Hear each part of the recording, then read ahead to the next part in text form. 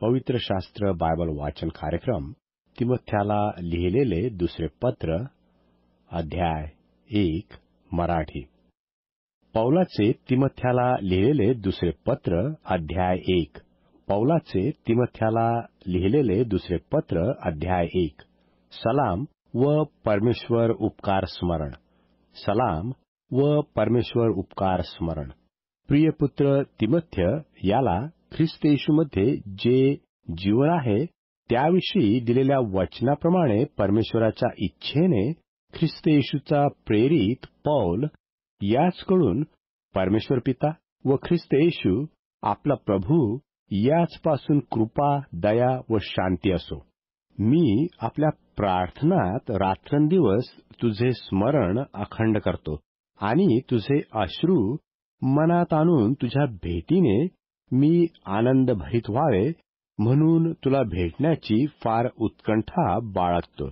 तुझ्यामध्ये असलेल्या निष्कपट विश्वासाची मला आठवण होऊन ज्या परमेश्वराची आपल्या पूर्वजांपासून चालत आलेली सेवा मी शुद्ध मनाने करतो त्याचे मी आभार मानतो. तो विश्वास पहिल्याने तुझी आई लोईस इजमध्ये होता, तुझी आई युनिके इजमध्ये होता आणि तोच तुझमध्ये आहे असा मला भरवसा आहे.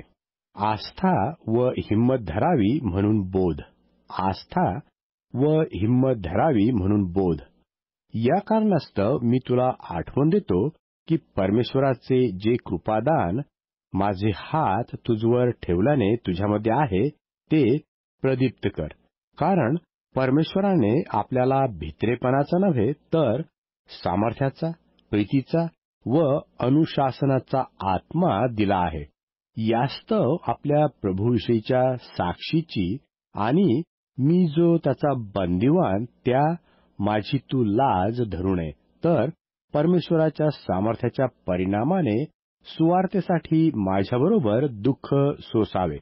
त्याने आपल्या कर्माप्रमाणे नव्हे तर स्वतःच्या संकल्पाप्रमाणे व कृपेप्रमाणे आपल्याला तारिले व पवित्र पाचारणाने पाचारले आहे. ही कृपा युगकालापूर्वी ख्रिस्त येशूमध्ये आपल्यावर करण्यात आली होती.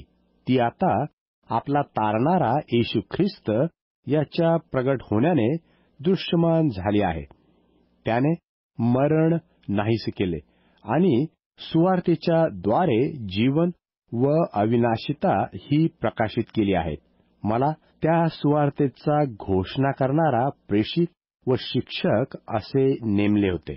या कारणाने ही दुःखे मी सोसित आहे, तरी मी लाजत नाही, कारण मी कोणावर विश्वास ठेवला आहे हे मला ठाऊक आहे आणि तो माझी ठेव त्या दिवसासाठी राखावयास शक्तिमान आहे असा माझा भरवसा आहे.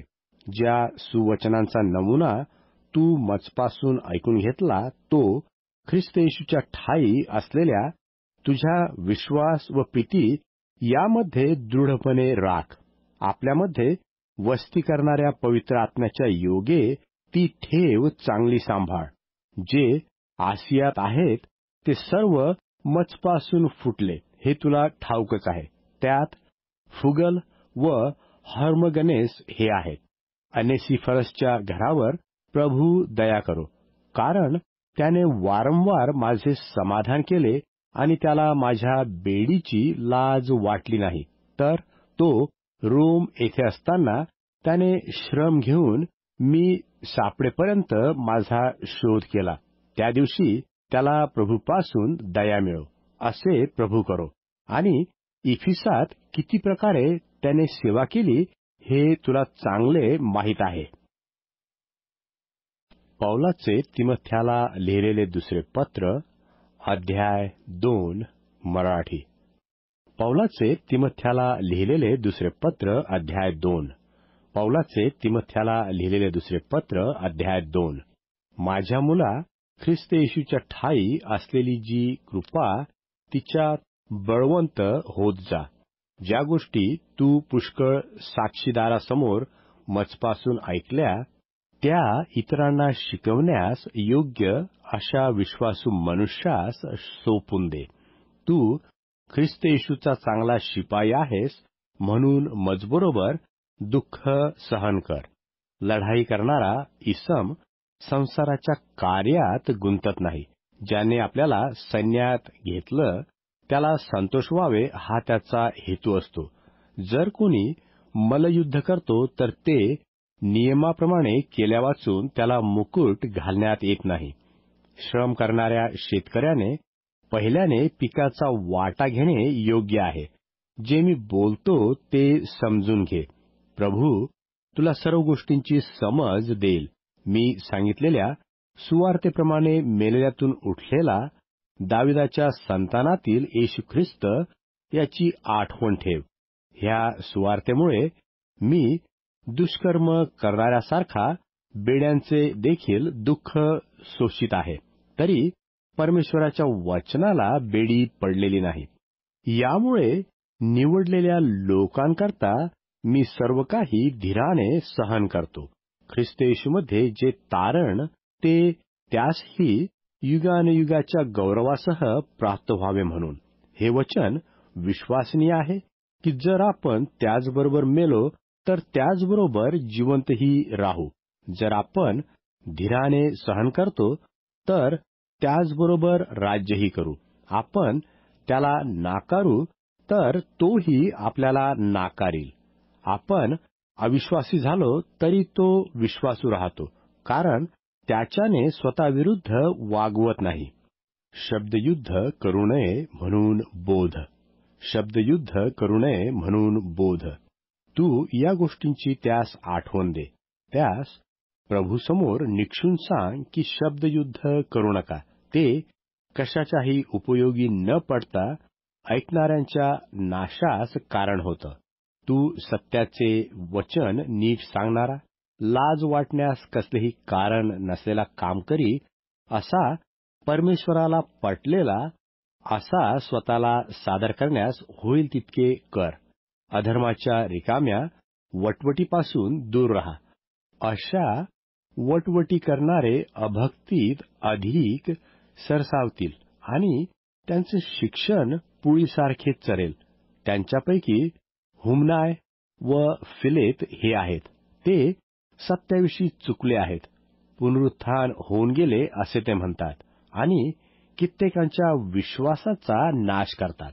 तथापि परमेश्वराने घातलेला स्थिर पाया टिकून राहतो. त्यावर प्रभू आपले जे आहेत त्यास ओळखतो आणि जो कोणी प्रभूचे नाव घेतो त्याने अनितीपासून दूर राहावे ही मुद्रा मारलेली आहे. मोठ्या घरात केवळ सोन्याची व रुपयाची पात्रे असतात असे नाही, तर लाकडाची व मातीचीही असतात. काहींचा मान होतो व काहींचा अवमान होतो. यास्तव जर कोणी त्यापासून दूर राहून स्वतःला शुद्ध केले तर तो पवित्र केलेले व स्वामीला उपयोगी पडणारे प्रत्येक चांगल्या कामास तयार केलेले असे मानाचे पात्र होईल. तरुणपणाच्या वासनांपासून दूर पड आणि शुद्ध मनाने प्रभूचा धावा करणाऱ्यांबरोबर नीतिमत्व, विश्वास, प्रीती, शांती यांच्या पाठीस लाग. मूर्खपणाच्या व अज्ञानाच्या वादविषयापासून दूर राहा, कारण त्यापासून भांडणे उत्पन्न होतात हे तुम्हाला ठाऊक आहे. प्रभूच्या दासाने भांडू नये, तर त्याने सर्वाबरोबर सौम्य, शिकविण्यास उत्सुक, सहनशील, विरोध करणाऱ्या सौम्यतेचे शिक्षण देणारा असे असावे. कदाचित परमेश्वर त्यास सत्याचे ज्ञान होण्यास पश्चातापी मन देईल आणि सैतानाने आपल्या इच्छेस वश होण्याकरता धरलेले लोक त्याच्या पाशातून सुटून शुद्धीवर येतील. पवित्र शास्त्र बायबल वाचन कार्यक्रम पौलाचे तिमथ्याला लिहिलेले दुसरे पत्र अध्याय 3 मराठी. पौलाचे तिमथ्याला लिहिलेले दुसरे पत्र अध्याय 3. पौलाचे तिमथ्याला लिहिलेले दुसरे पत्र अध्याय 3. जवळ येऊन ठेपलेली संकटे. जवळ येऊन ठेपलेली संकटे. शेवटल्या काळी कठीण दिवस येतील हे समजून घे, कारण मनुष्य स्वार्थी, धनलोभी, बढाईखोर, गर्विष्ठ, निंदक, आईबापास न मानणारे, कृतघ्न, अपवित्र, ममताहीन, शांतताद्वेषी, चहाड, असंयमी, क्रूर, चांगल्यावर प्रेम न करणारी, विश्वासघातकी, हूड, मदांध, परमेश्वरावर प्रेम न करता विषयावर प्रेम करणारी, सुभक्तीचे केवळ स्वरूप दाखवून स्वतःवर तिचा संस्कार नाही, अशी ती होतील. त्याचपासूनही दूर रहा. जे लोक घरात हळूच शिरून पापांनी भारावलेल्या, नाना प्रकारच्या वासनांनी बहकलेल्या, सदा शिकत असूनही सत्याच्या ज्ञानाला कधी न पोहोचणाऱ्या अशा भोळ्या स्त्रियास वश करतात, त्यापैकी हे आहेत. यान्नेस व यांत्रेस यांनी जसे मोशाला अडविले, तसे हेही सत्याला अडवितात. हे भ्रमबुद्धी बनलेले व विश्वासासंबंधाने कसोटीस न उतरलेले असे आहेत. तरी हे अधिक सरसावणार नाहीत, कारण जसे त्यांचे मूर्खपण उघड झाले, तसे ह्यांचेही सर्वांस उघड होईल. त्यापासून तिमोथेने आपला बचाव कसा करावा. तू माझे शिक्षण, आचार, संकल्प, विश्वास, सहनशीलता, प्रीती, धीर ही ओळखून आहेस, आणि अंत्युखियात, इकुन्यात व लुस्त्रात जी संकटे मजूर आली ती सहन करण्यात, व माझा जो छळ झाला तो सहन करण्यात मला अनुसरलास. त्या सर्वातून प्रभूने मला सोडविले. जे ख्रिस्त येशूमध्ये सुभक्तीने आयुष्य घालवावयास पाहतात, त्या सर्वांचा छळ होईल. आणि दुष्ट व भोंदू मनुष्य ही फसवून व स्वतः फसून दुष्टपणात अधिक सरसावतील. तू ज्या गोष्टी शिकलास व ज्याविषयी तुझी खात्री झाली त्या धरून राहा. त्या कोणापासून शिकलास हे, आणि तुला पवित्र शास्त्राची माहिती बालपणापासून आहे हे तुला ठाऊक आहे. ते ख्रिस्त येशूमधील तुझ्या विश्वासाच्या द्वारे तारणासाठी तुला ज्ञानी करण्यास समर्थ आहे.